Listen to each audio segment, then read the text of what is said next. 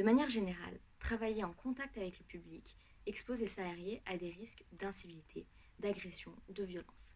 Les entreprises n'étant pas souvent revenues à un fonctionnement normal, les salariés peuvent encore avoir des difficultés à rendre le service attendu par les clients, les usagers ou encore les patients. Par ailleurs, la crise sanitaire favorise un contexte général où les sources de tension sont exacerbées.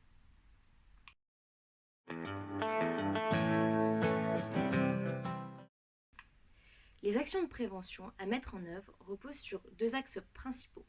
Il faut prévenir les causes de violence et éviter autant que possible leur apparition, et il faut limiter les risques d'expression de la violence à l'égard des salariés.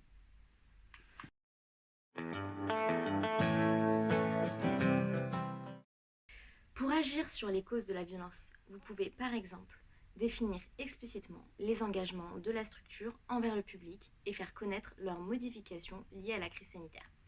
Par exemple sur les horaires d'ouverture, les services rendus, les délais d'attente.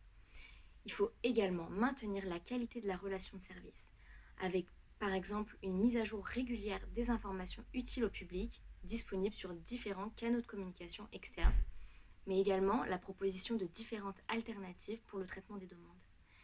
Il faut aussi diffuser des messages de sensibilisation au public sur les exigences accrues des métiers des salariés liées à la crise pour les inciter à faire preuve de patience, de respect et de compréhension. Il faut également adapter les modes d'organisation et de fonctionnement de la structure. Il faut par exemple donner des informations claires au personnel qui leur permettent d'apporter des réponses courtes et précises aux clients, de limiter les temps de contact avec la clientèle aussi en pratiquant une rotation du personnel.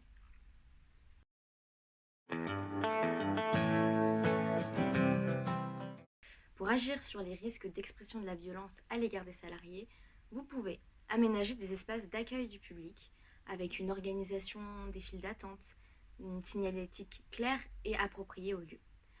Vous pouvez également assurer la protection des salariés, la sécurité des locaux et des espaces de travail et la dissuasion des actions de violence, avec notamment le renforcement de la présence des personnels de sécurité lorsque c'est nécessaire, des équipements des locaux de systèmes de vidéo et de radiosurveillance et des dispositifs d'alarme et d'alerte. Vous pouvez également former des salariés et leur encadrement, donc par exemple une formation à l'accueil client, à la gestion des conflits.